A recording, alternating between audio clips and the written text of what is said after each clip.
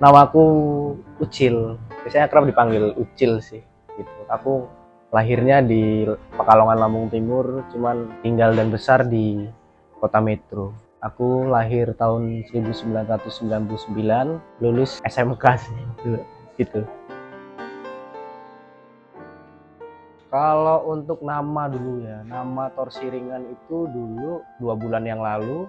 Torsi Ringan itu kita buat bertiga, ada aku, Mas Bas, dan Golbet waktu itu selama kurang lebih 6 jam ya. 6 jam itu dulu kita diskusi untuk soal nama aja, terus akhirnya dapet nama Torsi Ringan tuh. Nah, untuk Torsi Ringan itu sendiri, apa sih Torsi Ringan itu? Kalau Torsi Ringan itu sebenarnya adalah kelompok ya, kelompok perupa yang fokus, mungkin bisa difokuskan ke kriya sebenarnya, yang pengen membuat sebuah gerakan, artinya kayak gerakan bagaimana kriya ini bisa dipandang atau bagaimana orang lain itu mengapresiasi sebuah kriya itu bukan dari sebuah nilai produk industri aja, tapi ada nilai-nilai lain seperti nilai estetika juga gitu. Makanya Torsi Ringan itu adalah gerakan kelompok dikit perupa di kota Metro yang pengen sebenarnya gerakin mengenai kriya sih, marwah kriya gitu. Karena kita membagi dua, nilai estetika itu ada dua, kita bagi dua ya. Jadi kenapa money oriented ya? Sebenarnya kita pengen memperjelas lagi bahwasanya kita pengen buat bagaimana jawab sebenarnya menjawab pertanyaan-pertanyaan yang sangat lumrah ya oleh umum, itu bahasanya bisa nggak sih karya seni itu bisa nggak sih menghidupi? Itu kan pertanyaan yang sangat umum sekali gitu di publik gitu. Akhirnya kita membuat ini untuk memutuskan bahwasannya uji coba ya, bisa dibilang untuk money oriented pertama ini adalah uji coba. Kita menjaring di kota yang kecil ini ada nggak sih kolektor seni di luar orang-orang yang biasa kita lihat atau orang yang biasa kita lihat mampu untuk membeli karya seni. Contohnya untuk pameran-pameran sebelumnya sudah banyak dilakukan, namun orang yang biasa beli karya-karya seni itu kita tahu tuh dari mana aja. Contoh mungkin dari pengusaha dan kita tahu siapa orangnya, dari skup pemerintahan itu udah pasti dan sering terjadi, dan kita pengen mencoba hal yang mungkin baru ya, mencoba hal baru untuk kita gitu. Ada nggak sih orang-orang membeli karya seni itu bukan dari kalangan mereka aja, mungkin dari remaja gitu, anak-anak muda, sebenarnya anak-anak muda yang tertarik dan mempunyai alasan mengapa dia mengoleksi karya seni itu sendiri, termasuk karya seni yang dikria itu kayak contohnya. Makanya kita di money oriented mempersiapkan karya-karya seni yang harganya kita bilang murah ya untuk karya seni, yaitu di bawah 500.000 dan di atas 100.000 gitu. Tapi ada nggak sih orang atau teman-teman anak-anak muda yang mau beli karya seni itu, tapi mereka nggak melihat bahwasanya karya yang mereka beli itu nggak cuma secara fungsi aja, tapi mereka mempunyai alasan karena mereka pengen mengoleksi dan suka gitu. Bahwasanya ada nilainya. Ini karya-karya yang kita buat, kita persiapkan dengan ide, gagasan. Makanya setiap karya-karya itu memiliki konsepnya, memiliki judulnya, dan apa maksudnya gitu. Tapi nggak terlepas dari itu, kita tetap mempertahankan fungsi itu tadi. Karena kan kriya itu lebih fokus ke fungsi. Namun di samping itu, dia mempunyai nilai estetika itu tadi yang harus diperhatikan. Nah, money oriented kita memperjelas bahwasanya bisa nggak sih seniman itu selain menghidupkan berkeseniannya, itu dibalik simbiosis mutualisme gitu. Bisa nggak? Jadi kita nggak jalan pincang tuh. Bisa nggak kita berdiri di kaki sendiri, bahwasanya karya seni kita juga bisa menghidupi kita gitu. Nah, makanya kita atur bahwasanya kita mempersiapkan karya seni yang kita anggap murah untuk menjaring kolektor-kolektor muda atau kolektor-kolektor baru khususnya di kota Metro. Ada nggak sih gitu yang mau beli, namun alasannya bukan mengenai bagaimana atau apa mereka beli, tapi ada alasan yang menarik di dia, bahwa saya aku suka karena ini menurutku ada konsepnya yang menarik untuk aku beli. Seperti itulah kurang lebihnya money oriented. Aku sendiri di pameran money oriented aku mempersiapkan karya itu ada 12 karya dengan ukuran yang aku bilang sangat kecil ya, dengan dimensi atau size yang kecil.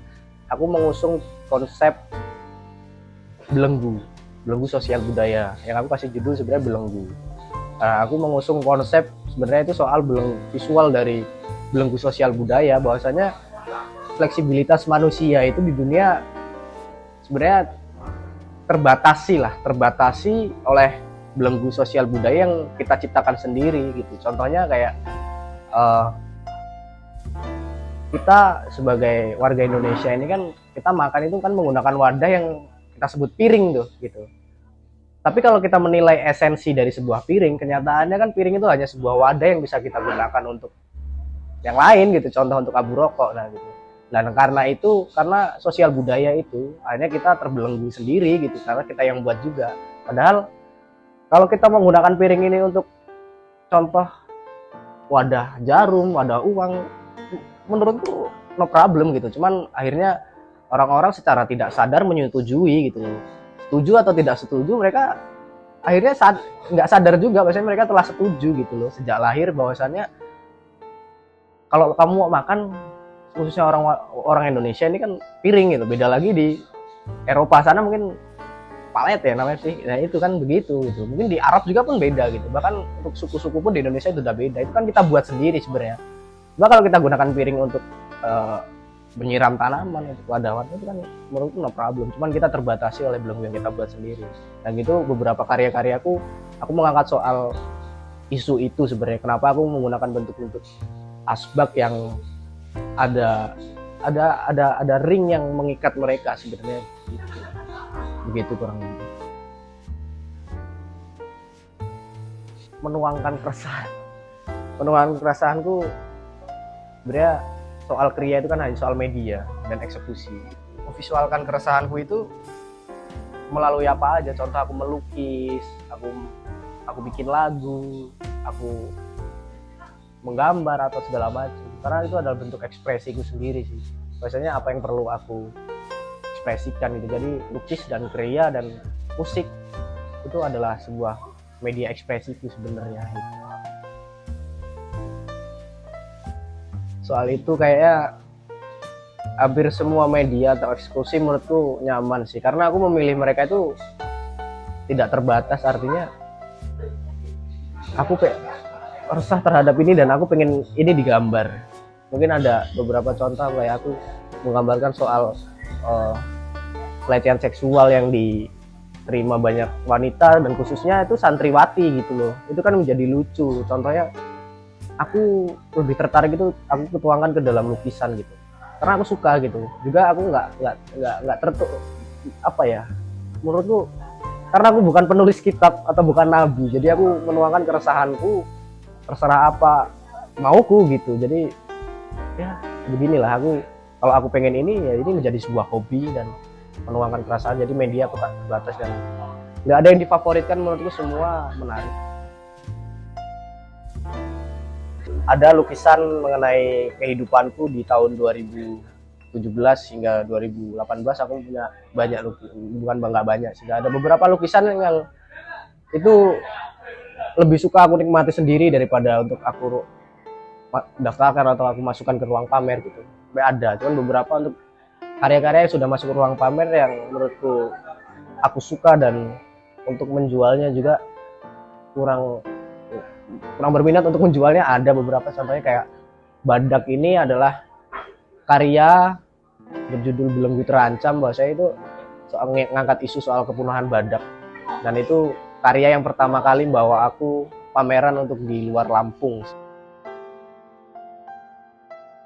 Aku dulu dari lulus SMA tuh memang nggak pernah punya pilihan untuk aku kerja seperti teman-teman yang lain gitu.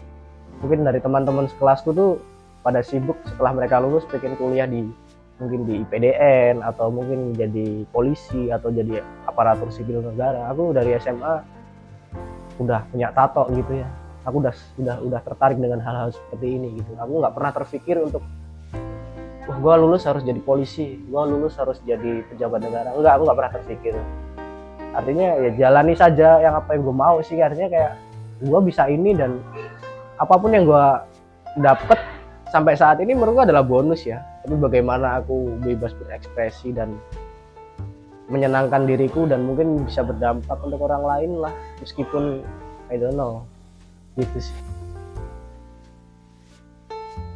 Kalau ciri khas aku nggak bisa menjelaskan ya, bahasanya ciri khas itu kan yang menilai. Kalau dari perspektifku, ciri khas itu dinilai oleh orang lain gitu.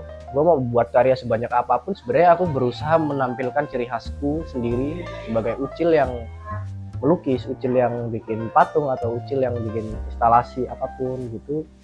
Aku sebenarnya mencoba menuangkan ciri khasku di karya, cuman aku nggak bisa menjelaskan bahwasanya oh ciri khasku si ini, ciri khasku adalah ini dengan seperti ini, tidak. Tapi akhirnya orang-orang sampai saat ini akhirnya orang tahu gitu, kayak oh Ucil bawa badak nih gitu, oh Ucil pakai warna monokrom nih gitu. Akhirnya orang yang menilai sendiri bahwasanya aku punya ciri khas gitu. Cuman kalau dari aku pribadi memang sebenarnya ya setiap hampir semua orang pasti bakal menampilkan ciri khas, dan mungkin aku bilang karakter ya, karakter dalam karyanya pasti semua perupa, teman-teman perupa pasti punya. Cuman kadang-kadang dalam prosesnya berkarya itu karakter itu nggak bisa dicari, tapi akhirnya ditemukan gitu ya. Jadi dari selama prosesnya